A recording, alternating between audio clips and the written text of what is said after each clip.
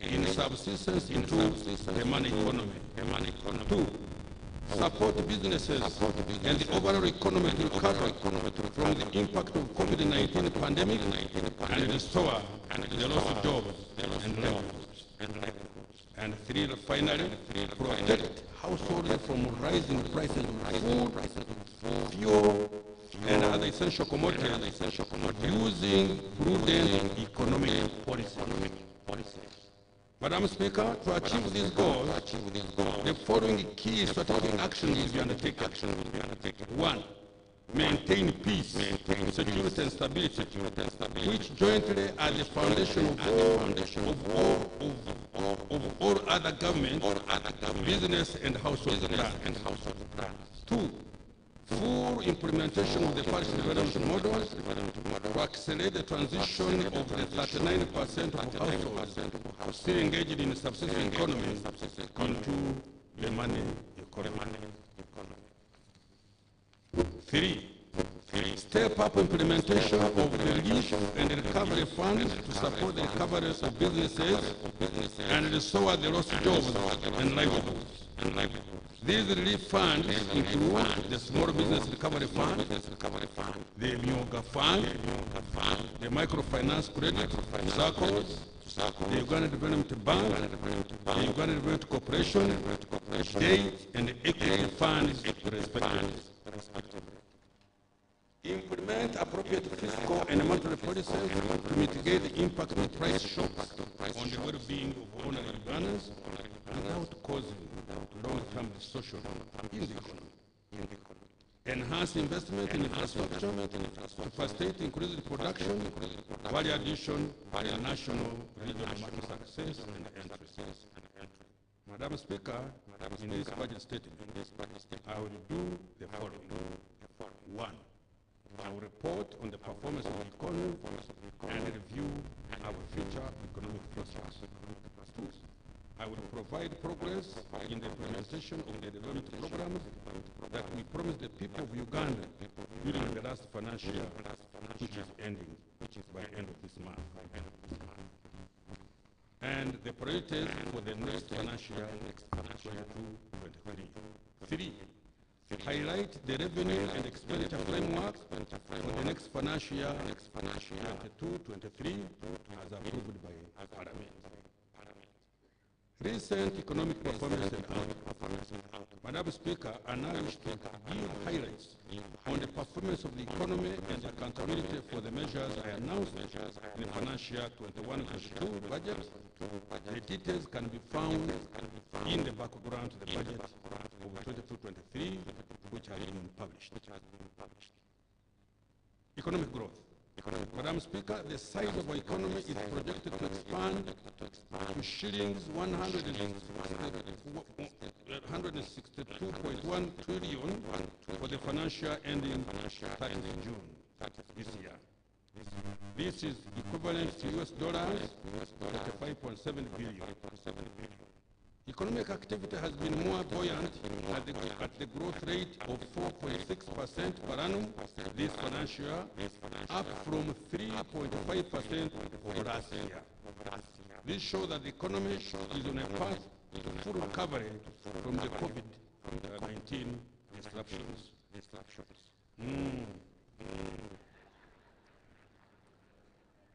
Madam Speaker, with this buoyant recovery and the resilience of the economy induced by our deliberate and prudent economic policies, Uganda's GDP per capita has increased to US dollars 1,046 in current prices, which is equivalent to Uganda shilling 3.7 million per person per year. Madam Speaker, the services sector is expected to grow by 3.8%, up from 2.8% growth last financial year.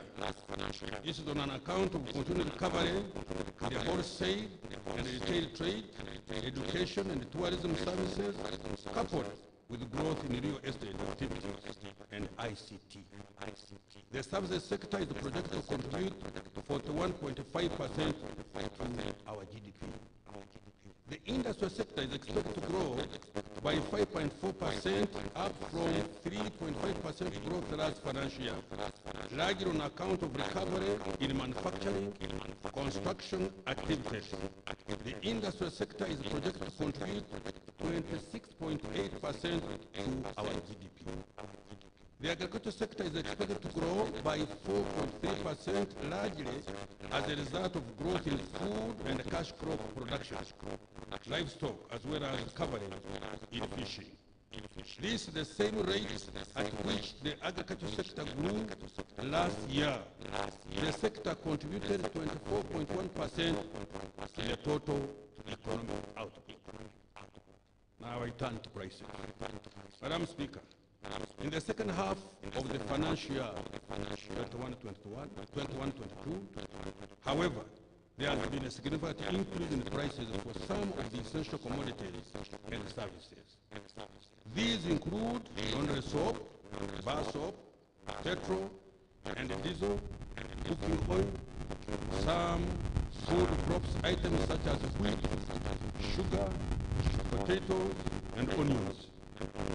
Educational services and building materials such as cement and steel have also experienced price increases.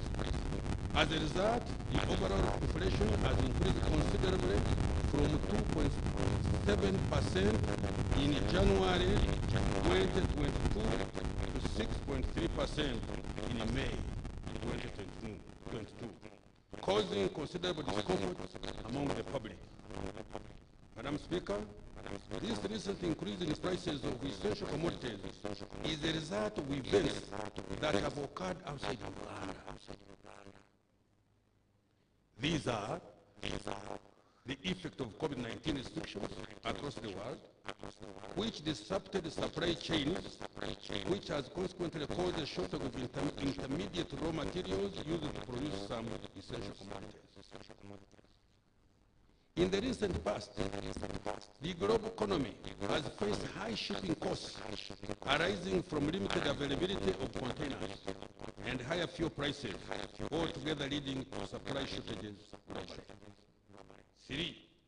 The full opening of the economies globally following relative containment during the COVID-19 pandemic lockdown has led to a rapid rise in aggregate demand for a number of fast-moving goods, beginning with oil. Yet production levels have been constrained by COVID-19 restrictions. 4. The situation has been worsened by the Russian-Ukraine conflict, which has further disrupted the supply of oil, cereals such as wheat, maize, sunflower oil, as well as essential metals like aluminum and nickel. The two countries are major producers and exporters of these commodities.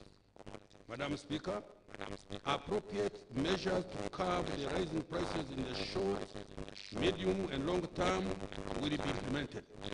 These measures include 1. Supporting farmers to grow more fast-maturing food and oil seeds to ensure sufficient domestic supply. 2. Maintaining a market-based determination of prices to support a continuous supply of goods and services.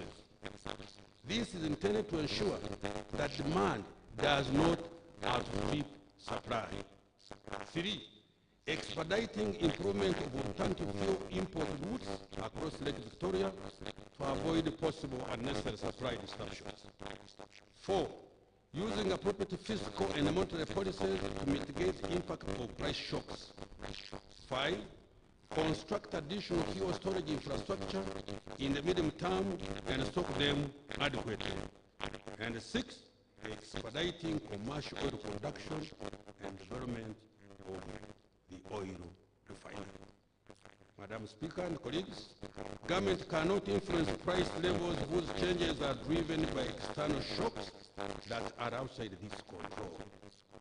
We will therefore not be applying measures which can lead to long-term and painful distortions in the economy. For example, persistent shortages of goods, hoarding, and black markets. Exchange rate development. Madam Speaker, over the past year, the Uganda shilling initially strengthened against the US dollar, appreciating by 2.3% between April 2021 and April 2022. This appreciation was on account of higher dollar inflows from our exports, foreign direct investment, and foreigners buying government treasury bills and bonds. However, the shilling has experienced significant depreciation pressures since March 2022 on account of concerns arising from the Ukraine-Russian conflict and related sanctions, as well as rising interest rates in advanced economies. The shilling depreciated by 1.7% month on month on average in the 3 months to June 2022, and by 6.7% against the US dollar between June 2021 and June 2022. The Bank of Uganda is taking appropriate measures to avoid volatile fluctuations, but not preventing the exchange rate movements. Interest rates. Madam Speaker, commercial bank lending rates for shilling-denominated loans marginally declined to 18.8% in the 10-month period of April 2022, down from 19.1% in the same period in the previous year. Reduction in lending rates occurred in the transport and communication, building, mortgages, construction, and real estate, and personal and household loans sector. Now, external sector performance. Madam Speaker, total export receipts of goods and services amounted to US dollars 5.74 billion in the 12 months to April 2022, down from 6.2 billion in the previous 12 months. Merchandise exports reduced by US dollars 858 million the same period. However, coffee receipts increased by US dollars 279.5 million to US dollars 811 million in the same period. Madam Speaker, private sector imports of goods have increased significantly to US dollars 6.4 billion in the year of April 2022 from US dollars 5.0 billion in previous 12 months. This increase is attributed largely to investments in the oil and the gas sector. For the same reason, foreign direct investment has rebounded strongly to US dollars 1.3 billion in the year April 2022 from US dollars 892 million in the same period a year before. Uganda's international reserves at the end of April 2022 increased to US dollars 4.54 billion, equivalent to about 4.6 months of imports. This was an increase from US dollars 3.54 billion as at April 2021. Fiscal performance. Madam Speaker, the revenue collections target in the financial 21-22 budget was shillings 22.425 trillion. Total revenue collection is now projected at shillings 21.486 trillion. This represents a shortfall of shillings 939 billion. And I will tell you a story ahead what this effect has got on our planning. Despite this revenue shortfall, domestic revenue collection this financial year has improved compared to last year. This has been on account of improved tax administration and increased economic activity following the full reopening of the economy in January 2022. Madam Speaker, total government expenditure excluding domestic debt refinancing, external debt amortization,